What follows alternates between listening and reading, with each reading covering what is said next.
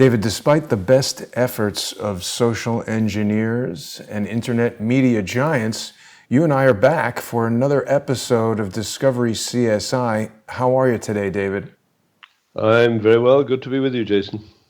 It's good to see you, David. I think most people by now know that you and I are doing a sponsor-exclusive show each Friday, and people can join us on subscribestar.com/reverse-CSI, patreon.com/reverse-CSI storyboards, and of course, Subscribestar and Patreon/crowdsource the truth. We're going to be talking today, David, about something that people have known about, I think, for quite a while, but you and I haven't really brought into the topics that we discuss here. It's this notion of parallel construction. Robert Mueller has referred to parallel construction as something that the FBI uses. Do you want to give us just a little bit of an overview, perhaps, of what this parallel construction is, how these parallel narratives are utilized, and what we're going to be talking about later today when we get over to the sponsor-exclusive segment? Yeah, sure, Jason. Now, I hadn't heard of the term parallel narratives until yesterday when I read an article about what the BBC is planning how to celebrate, if that's the right word, 9/11. Yeah. So it's an article in a paper, Deadline, I think it's called. I just read the heading, and it caught my attention, and I only saw it yesterday. BBC orders 911, the 20-year anniversary, a documentary from Top Hat and BAFTA winner Arthur Carey, with Keshet aboard for sales. And apparently Keshet is an Israeli distributor. I'm just out of curious, had you ever heard of them? Are they well-known outfit?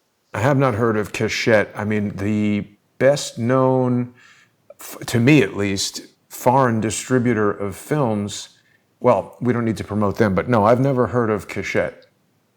Okay, all right. Well, they're the distributor, and this was an article of the 9th of September.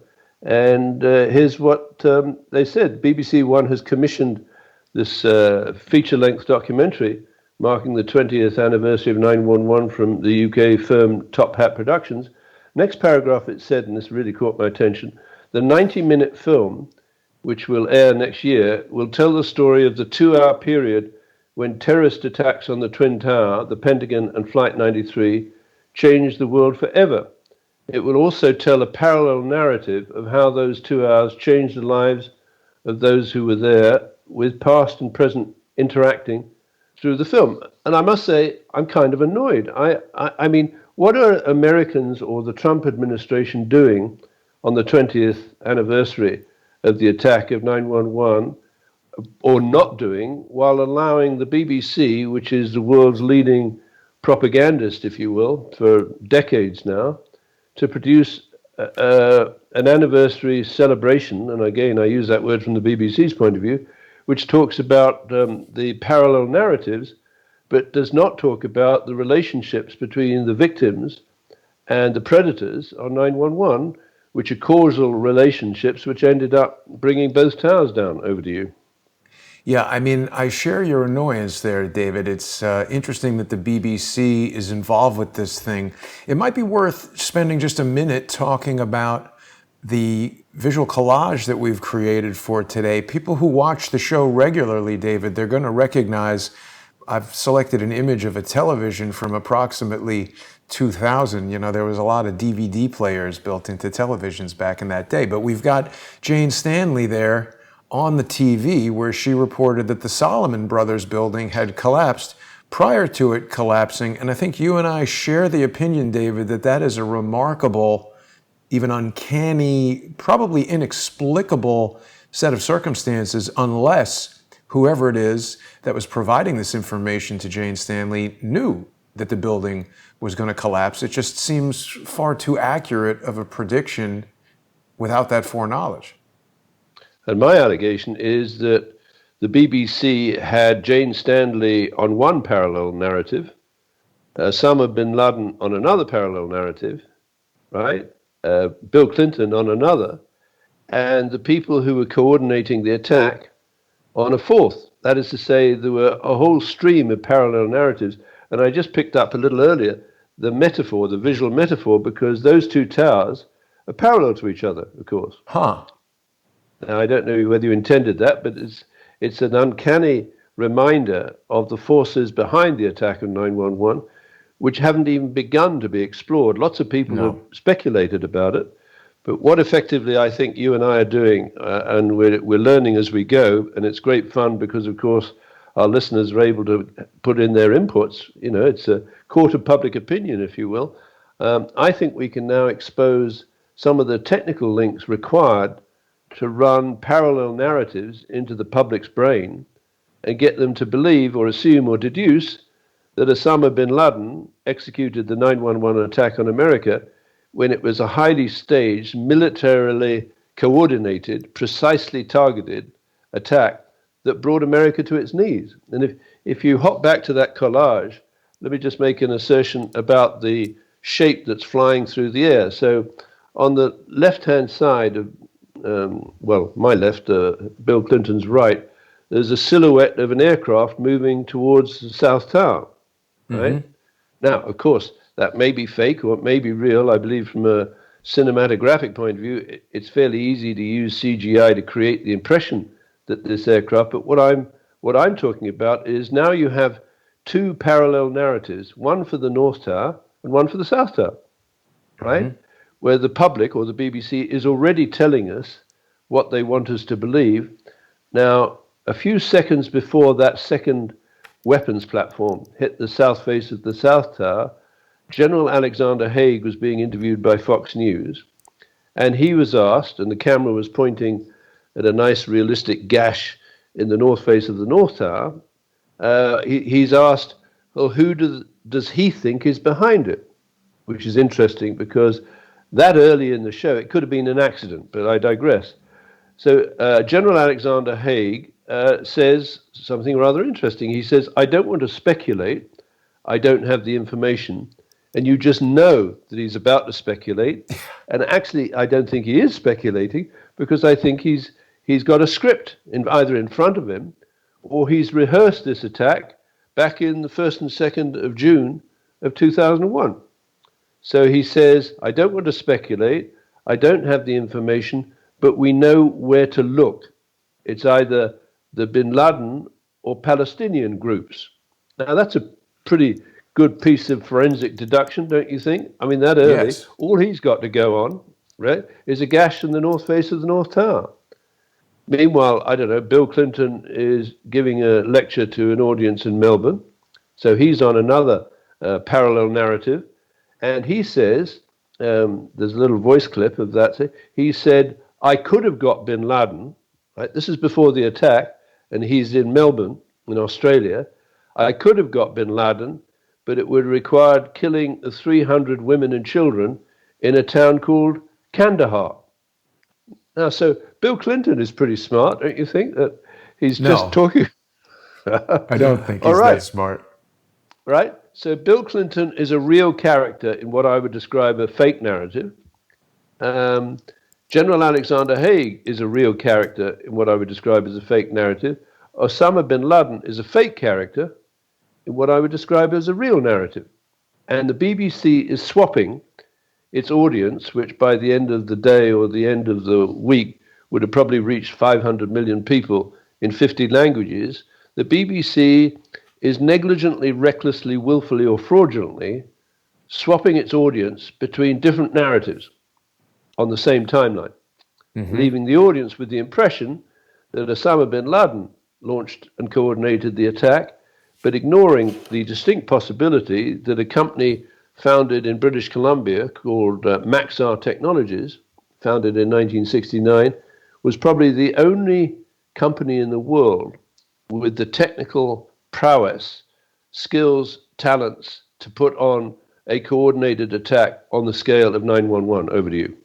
Before we get too deep into Maxar, David, I want to stay on Alexander Haig because you've really taught me more about Alexander Haig than I ever knew. I do remember, for whatever reason, as a kid, seeing him on television, and I was always aware of him. I guess he was the Secretary of State or something like that under Ronald Reagan. And I mean, I remember, I have vivid memories of Ronald Reagan as president. I remember even Jimmy Carter as president, but Alexander Haig always stuck out. I never had any idea that he had anything to do with America Online until you told me that. And that brings me to the point I want to bring up right now. We've been talking about this guy, Barry Diller, recently. I didn't know anything about him until a couple of weeks ago when the Vimeo account started to be attacked. And this is having an impact on our sponsor exclusive shows. I want to reassure our sponsors, David, on subscribestar.com/reverse-CSI, patreon.com/reverse-CSI storyboards, and Subscribestar and Patreon/crowdsource the truth. The full library of sponsor exclusive videos will return.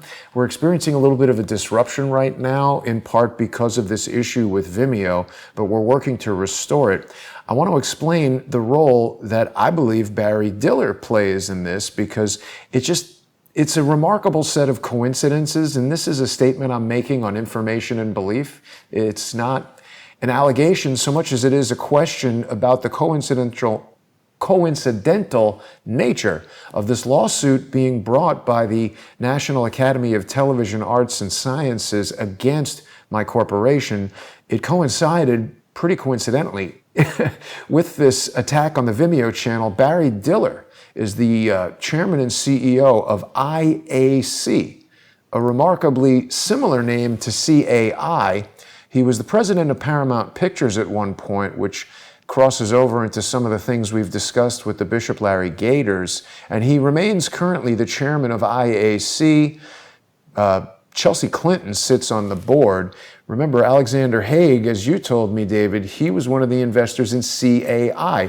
I'm sure it's pure coincidence that that thing is CAI, this thing is IAC, and neither of them have anything to do with the CIA.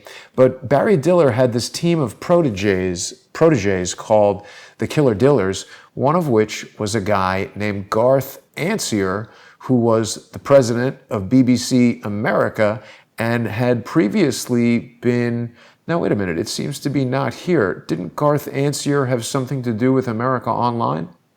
Yes, he was the executive vice president of America Online in 2001, the year of the attack, of course. And he must have been placed there by the man who was the founder corporate director of America Online, namely General Haig.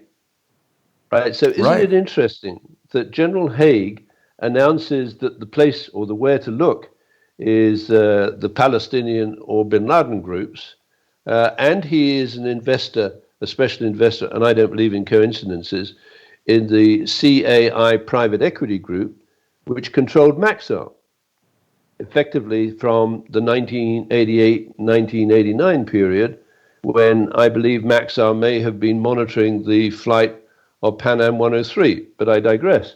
Coming back to General Alexander Haig, right, he is back in 1989, I think, 4 months after the Tiananmen Square. He's standing on the podium with the head honcho of the Chinese Communist Party and presumably reassuring them it's business as usual, right? That is to say, the Chinese sent the military into Tiananmen Square and massacred. There's an endless debate about how many people died in Tiananmen Square, but I believe they also claimed that they went after their relations, right? People went to jail or disappeared. What do you mean, their families? Yes, families, so they Wow. track people because that's the essence of this character tracking. Now, I don't digress. If I just go back to that conference in Vancouver in 1981, right? I was a delegate. Also has CAI in the name. Absolutely. So you have the CIA, what is it? Interactive, ICA, is that? I think IAC. It's IJCAI, No. right? Yeah, IJCAI is the International Joint Conference on Artificial Intelligence. The seventh biennial, whatever it is, every 2 years, conference was held at UBC in Vancouver. And I was the delegate because Schlumberger sent me, because I was the coordinator of artificial intelligence and geoscience research at the Schlumberger Doll Research Center in Ridgefield in Connecticut. And I was writing then a paper called An Analysis of Expert Thinking.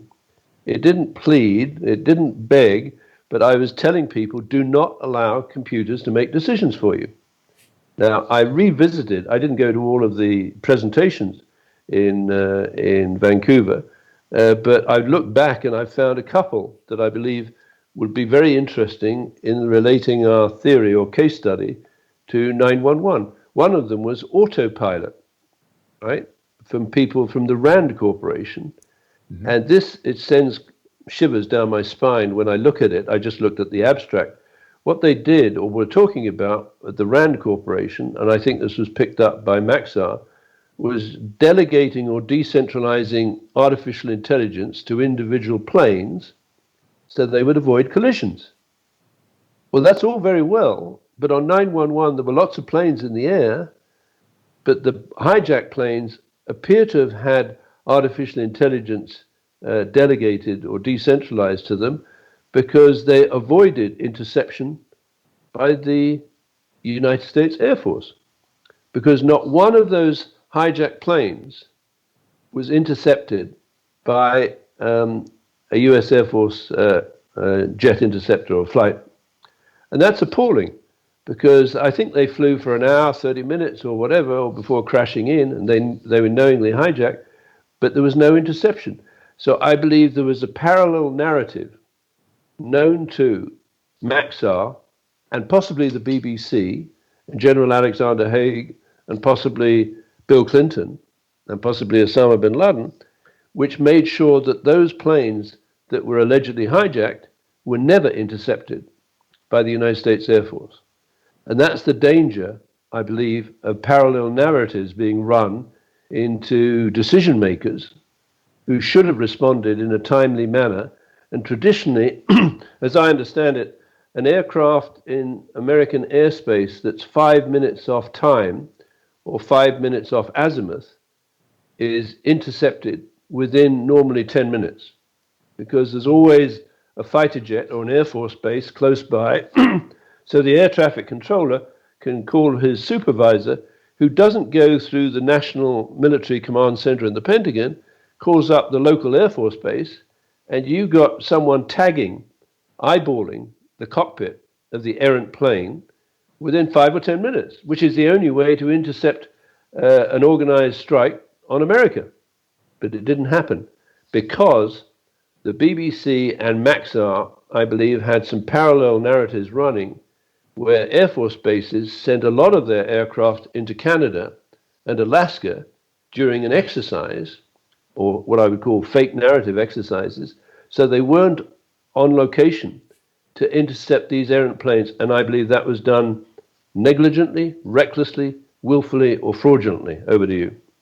It's similar as well, David, to what was the guy's name? Fletcher Prouty described how he and several members of I think the Joint Chiefs of Staff were redirected to Alaska or something like that right before the JFK assassination, because when they were out of their office and out of their normal communication, they were sort of isolated there.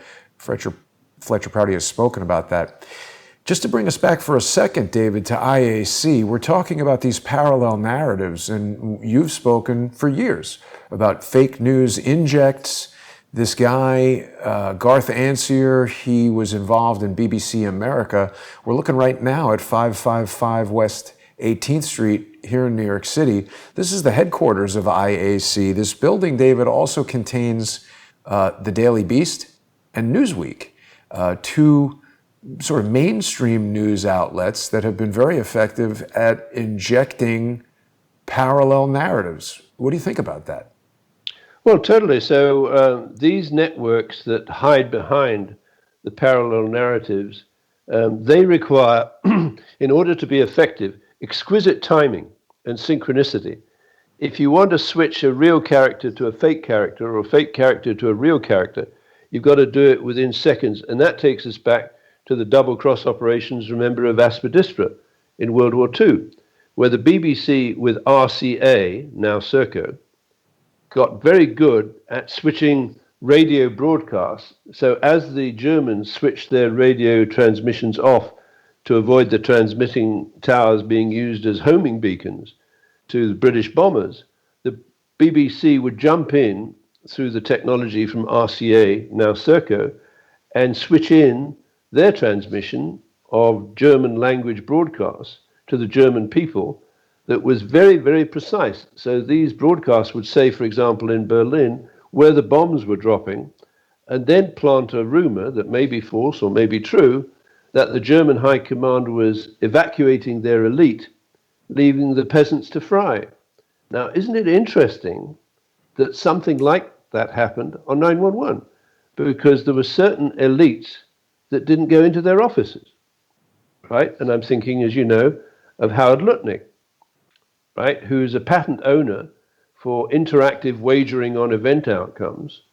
He's the CEO of Cantor Fitzgerald, which lost, that's a euphemism, of course, they didn't lose them, they were murdered, but lost 658 employees, staff, and consultants at the top of the North Tower, including Howard Lutnick's brother. Right? Howard Lutnick's mansion, is it a brownstone mansion they call it? Yeah. Is next to Jeffrey Epstein's mansion. And he gets real bent out of shape when we talk about that. It's resulted in strikes before. It's interesting to note that these guys, they control or are friends with or sit on the boards of these various media entities, things like America Online, the National Academy of Television Arts and Sciences. They give awards to journalists who they like. They are able to strike the YouTube videos and strike the Vimeo videos of journalists that they don't like. So I think that could be a very effective method of them promoting one narrative while minimizing another. They could promote the false while minimizing the truth, right? Yes. So yours and my goal, and I think all of your guests and most of the audience would like to know the true characters or the real characters in the real narrative. What did happen, right? But what they can spin is they can offer you a fake character in a fake narrative, a fake character in a real narrative, or a real character in a fake narrative. So it's incredibly confusing unless you can understand, or unless we understand, or unless we can communicate the technology that makes that happen or allows it to happen, right? And I believe Maxar Technologies is a key company. It's now registered in Delaware, but it was set up in Richmond, British Columbia in 1969 by a UBC alumnus by the name of John McDonald, who died last year. Now, wittingly or unwittingly, willingly or unwittingly, unwillingly, I met John McDonald in 1995 because I wanted to explore the possibility of the company that had sponsored me with my artificial intelligence work in the UK. I'd explored with, it's a company called Rakel Defense Electronics, I'd explored with the CEO the possibility of putting in an offer and buying Maxar. It was called then McDonald Detmer. This is the first time we've looked at him. Yeah, well, he died last year, and he's an alumnus of UBC. And when I was discussing this, he wouldn't look me in the eye. Now, this is 1995, so I'm a lot older. But I do remember I thought it weird because the company that was behind me, potentially capable of making the offer, could have made an offer that substantially enriched, if you will, or inspired or gave some kind of credibility to John McDonald's pioneering work in communications. And let me just say what kind of work McDonald had done with his colleague and co-alumnus from UBC, Werner Detweiler. What he'd done after founding the company in 1969, he developed what was called then Mobile Data International, which was a radio data system for tracking police and suspects, fugitives, if you will, and criminals through the lower mainland that was eventually in 1988 sold by McDonald Detweiler to Motorola in Chicago. And here's where it gets really sinister. Motorola in Chicago sold the cell phones or the radios to the fire department of New York that appear to have been used on 911 to set an ambush. Because when the South Tower came down, a guy called Peter J. Gansey Jr., the fire chief for the fire department of New York, would ordinarily have issued a command to evacuate the other building. I mean, I've been in firefighting in the oil industry, and you're very aware of the dangers running around major incidents like, well, the South Tower being collapsed. But that signal was never sent. And I believe those firefighters in the North Tower were murdered, or at least they died as a result of the negligent, reckless, willful, or fraudulent use of various patented devices, some taken out by McDonnell Detweiler or Maxar, some by Entrust, and some by Nortel. And it gets even worse for the United States of America. Maybe it's an existential threat because Maxar built the Entrust interface into the Federal Bridge, Entrust having been spun off by Nortel in around the 1994-95 period. Now, what was spun off by Nortel, as far as I can see, and it's absolutely disgraceful, and it involves the directors of Nortel, they spun off their manufacturing capability to Huawei, right? And I mean, it's David, isn't it very analogous to Bill Clinton sending Jean Cashvili to China and telling him to give them everything?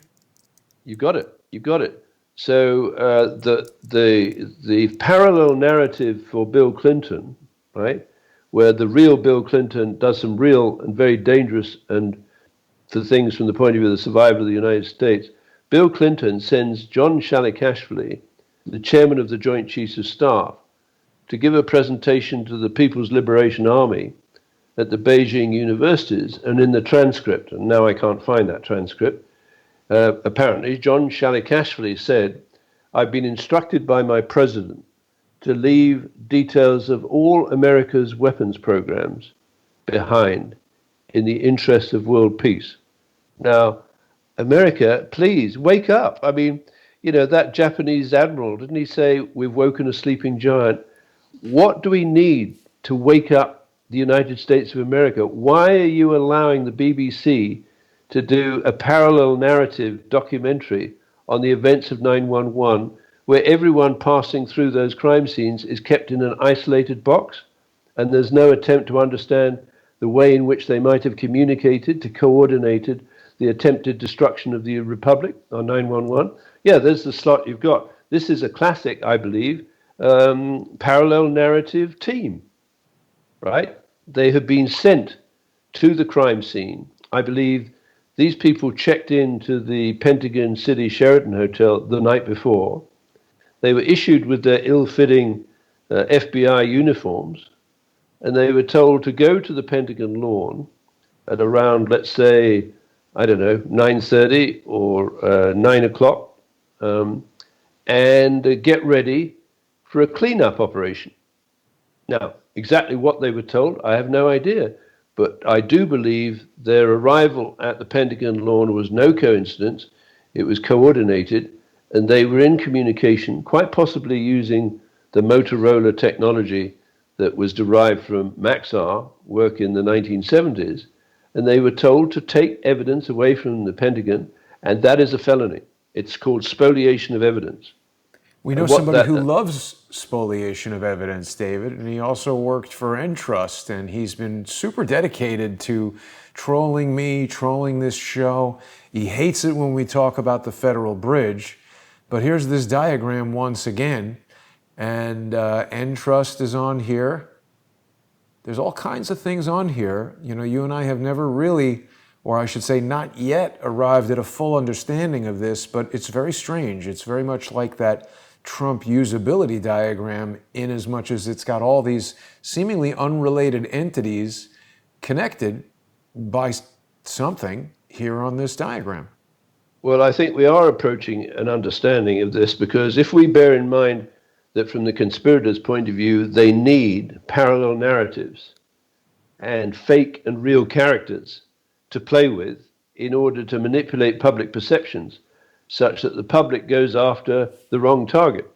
Right. Quite possibly going after the innocent.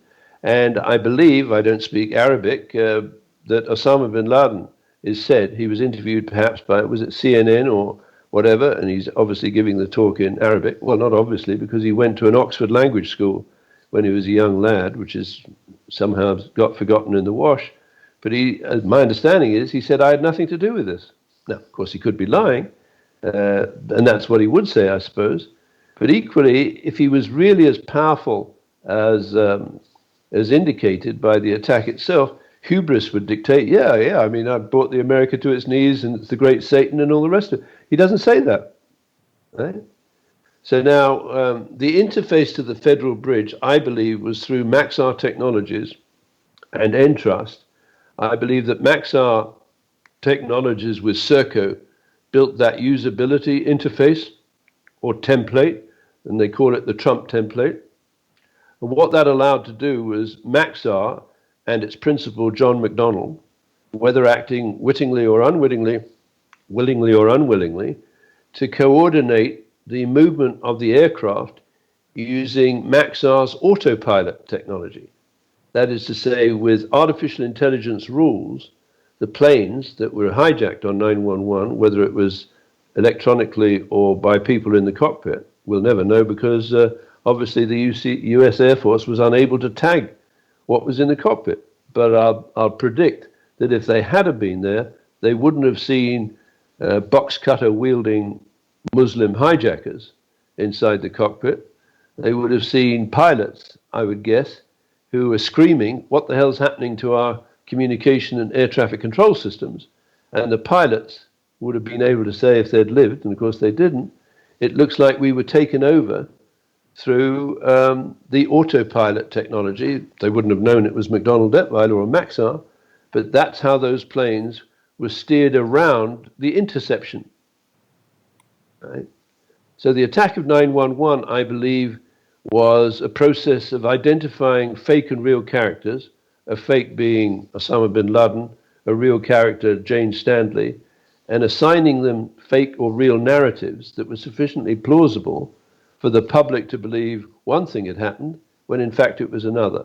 And that was a rerun of basically what the BBC and RCA were doing in World War II with Aspidistra. Over to you. Wow, yeah. See, I mean, it's complicated for people to absorb, and it's unfortunate, David, because so many people in our chat are hooked on this idea of, was it a plane that hit the building? Was it not a plane that hit the building? A 767 can't travel 580 miles an hour. Everyone gets so mired in the details that they cannot step back and look at the overall picture. I mean, this is part of what they're attempting to do. Anybody who introduces an alternate narrative to anything, they want people to get caught in the details. I mean, this is happening in some of the lawsuits that I'm involved in. They just keep piling on nonsense and crap, and the judges get so irritated that the case cannot proceed in an orderly manner. And it achieves the goal of weighing me down and wasting my time and having me, have to appear in court and do all these things in the same way that the public has been weighed down by these competing narratives of what actually may have happened on September 11th. And no matter what, the BBC and any kind of Emmy award-winning news broadcast is going to hammer home the point that is most assuredly going to be reiterated in this coming BBC 20th anniversary thing, just in the same way, David, with something like the JFK assassination. No matter how much evidence you present, there are these loud voices on well-funded corporate sponsored news networks and newspapers and magazines and websites that are just insistent that no other evidence can be evaluated. The Warren Commission's findings, the immediate conclusion within 45 minutes of the shooting that Lee Harvey Oswald did it, that's the only acceptable explanation, in the same way that even challenging the explanation of 9/11 or questioning the explanation of 9/11 gets you blocked, gets your videos taken down, and they're trying to shut us up. Well, exactly. So let's just give you, if you can flick to that patent for the production of content for social networking, where they use artificial reality messaging and georeference data. And if we look at that, and that's one of the 10 patents I've got displayed in the template I put up at my reverse CSI website. Oh, sorry, what I'm that's essentially the social saying, engineering. You want content. Yeah. Where is it? Creating content. Here it is. Yeah, creating content for social networking, you see. So system and method for creating content for an for an event event using using a a social social network. network. You see, now you could use this system to create a parallel narrative. So you could have several events taking place on 911 with one narrative attached to the one, and another narrative attached to the other. You mix in some real and fake characters, and the public is totally confused. Right?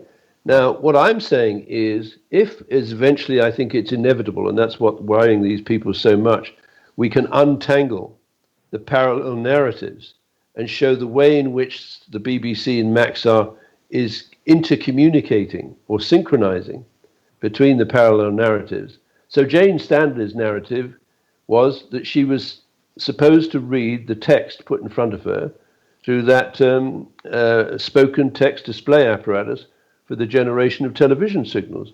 The TV signals that were generated, I believe, would have gone into a system that you've got up on the screen, and these would be artificial reality messages, for example, to a demolition crew to blow up building number 7.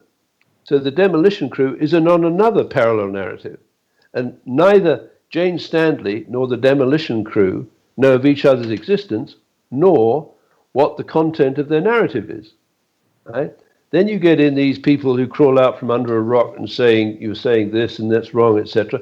I believe they are on one of these parallel narratives for a social network, and their job is basically to decoy and distract and detach you, and me for that matter, from the inevitable production will one day come of a case study of the use of the parallel narratives in confusing the public. Right? Yeah.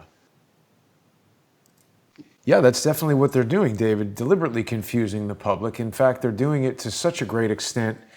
I mean, people, they aren't, in my opinion, most of the people that we see are not thinking about this with enough depth, because it's not a simple matter. It's a very deep deception. And Excuse me, BBC, can I just, I yeah, hate to interrupt, but look at it's all those right. two lights. Isn't that a parallel narrative? Parallel lights.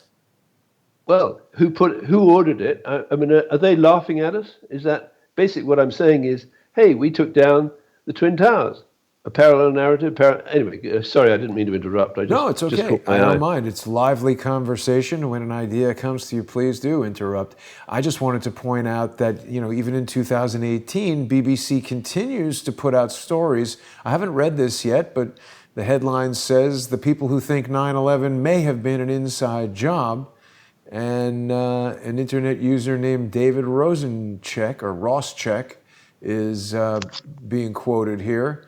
Did anyone else recognize that it was an airplane impacts that blew up the World Trade Center? I mean, we'd have to read this article to get into it, but I'm certain that the BBC is not supporting those who claim that 9/11 was allegedly an inside job. They seem more likely to accuse those people of being conspiracy theorists, because they love to do that.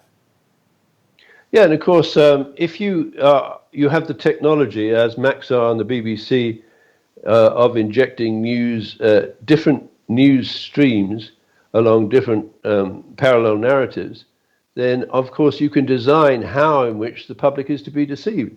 Now, I'm very interested to discover that the founder of the BBC online news desk was a gentleman called Alfred Hermida, or Hermida, I don't know how you pronounce his name, who happens today to be the director of the School of Journalism at UBC.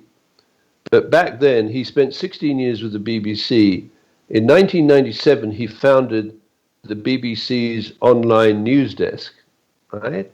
And that facility or service got a BAFTA award for the next 4 years, 1998, 1999, 2000, and 2001.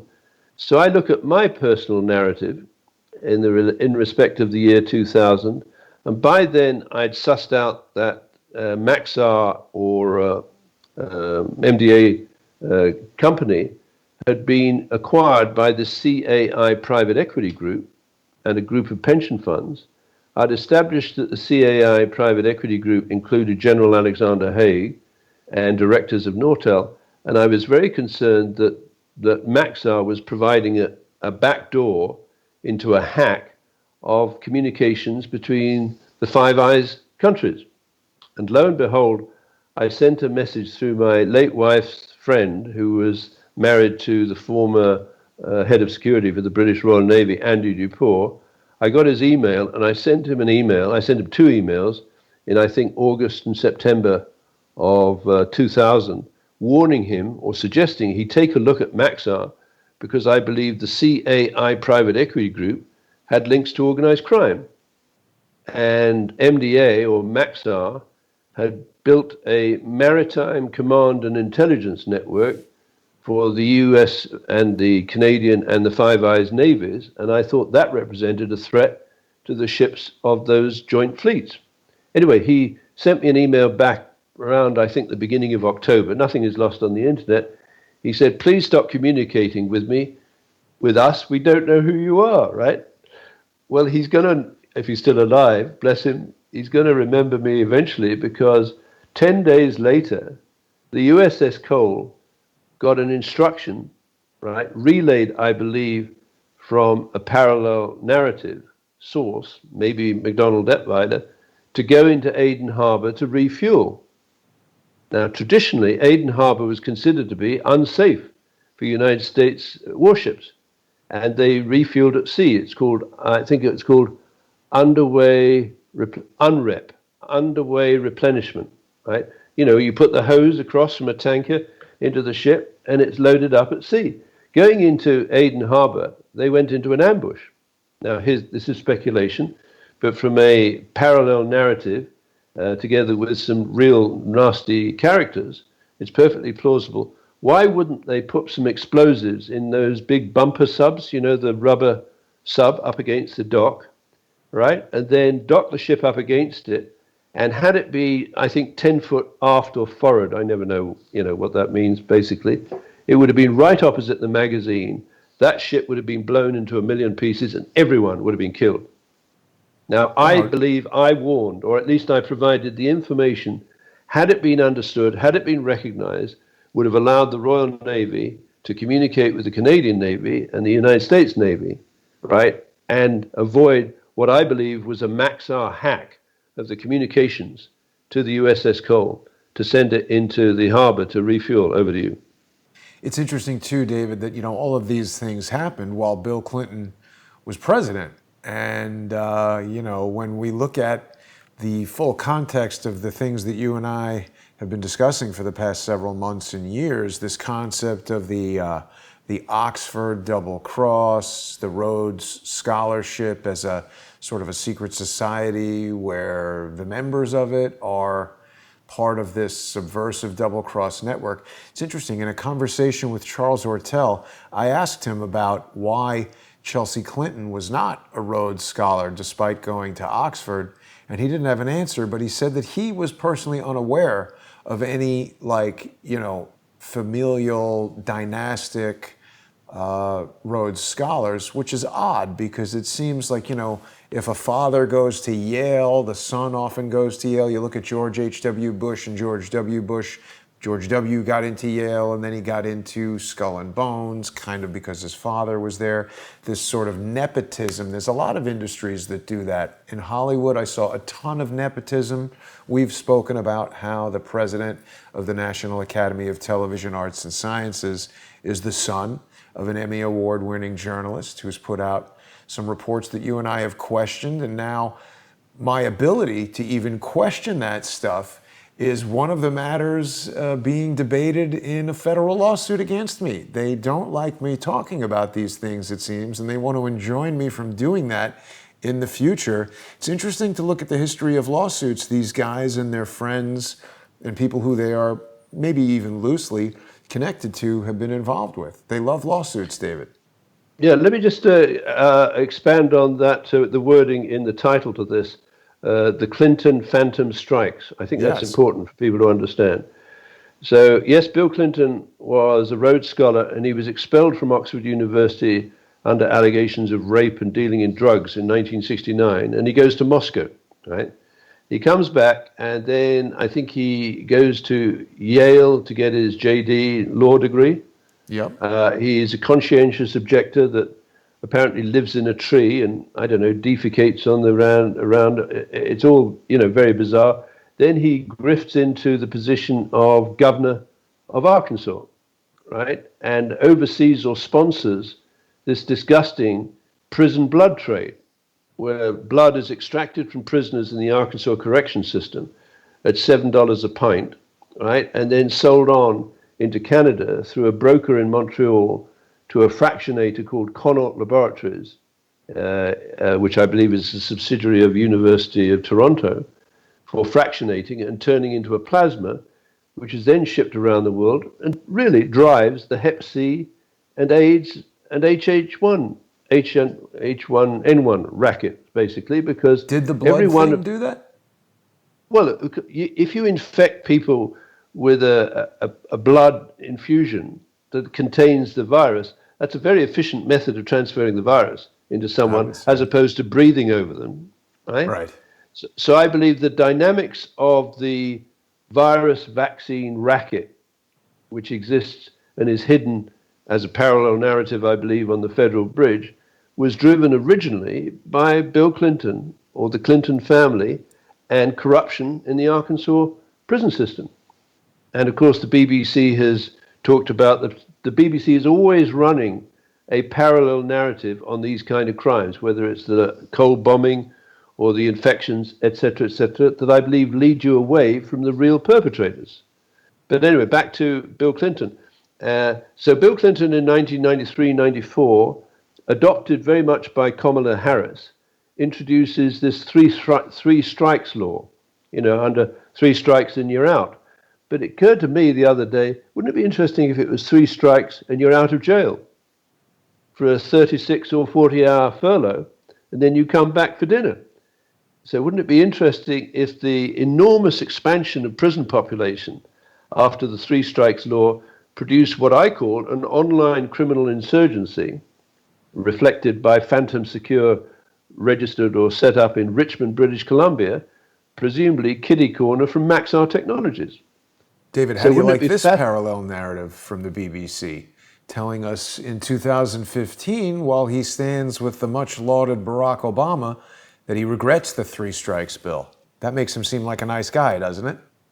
Well, it's a bit like the speech he gave in Melbourne to a Melbourne businessman saying just before the 9/11 attack, I could have got Osama bin Laden, but I would have required taking out 300 women and children in the town of Kandahar. So he ends up planting the narrative, right? Wait, sorry to interrupt you, David, but look at this. So here in 2015, according to the BBC, we've got Bill Clinton saying, he's talking about the three strikes bill. It put 100,000 more police officers on the streets, which sounds like something we would want, but is in direct contrast to the narrative today, which is defund the police. But it locked up minor actors for way too long. Actors, right. David. Now, you imagine those minor actors are now really upset with the American government and the justice system because they've been threatened or have been put behind bars. But you see, remember the Jerome Lemelson prisoner and parolee tracking and warning system? Yes. Using artificial intelligence, fuzzy logic, or expert system algorithms. What you can do is with a captive prison population, you could take a small group of them, fly them to Washington or New York, choose some demolition experts, put on their FBI T-shirts or their mechanics maintenance, for the two elevators, move them into the building, plant the incendiaries, and basically bring them back, put them in prison with a nearly perfect alibi. So I believe Bill Clinton's phantom strikes are associated with his embracing the three strikes laws in the 1994-95 period, issuing Gore Hammer Awards to the JABS, Joint Automated Booking System, built by Nortel Government Solutions for the Department of Justice to track prisoners, and JPATS, or Con Air, which is the Justice, Prisoner and Alien Transportation System. So what I'm saying, in the first and second Clinton administration, he built an online criminal insurgency, stockpiled in the prison system, and periodically let out for major attacks on American lives and property around the world, including the USS Cole. Over to you. David, we're just about out of time here on YouTube, but we're going to be continuing with our sponsor exclusive segment on subscribestar.com/reversecsi, patreon.com/reversecsi storyboards, and subscribestar.com/crowdsourcethetruth, patreon.com/crowdsourcethetruth. I hope that people will join us there, David. We're going to be starting in just under 10 minutes. And we've got a lot of viewers with us right now, so I want to thank everybody for sticking with us. I want to remind everyone that this ongoing dispute with Vimeo is creating something of a disruption, so I don't want current sponsors or people who choose to become sponsors today to enter into the sponsorship area without knowing that it's not at its full capacity right now. I am in the process, David, of building a dedicated video host that will be just housing all of the sponsor exclusive videos for all of the Crowdsource the Truth shows and the co-hosts. You know, everybody will use that, and we're just a couple weeks away from having that ready. So I want to appeal to our sponsors to stay with us during that period. We really appreciate their generous sponsorship, and anybody who wants to join us now, you will be getting access to today's show, and there are still many shows in there, so please be patient with us while we deal with this really annoying situation with Vimeo. So, David, I'll see you over there in just a few minutes, and we will carry on the conversation. Thank you, Jason. Bye now. And thanks, everybody, for watching.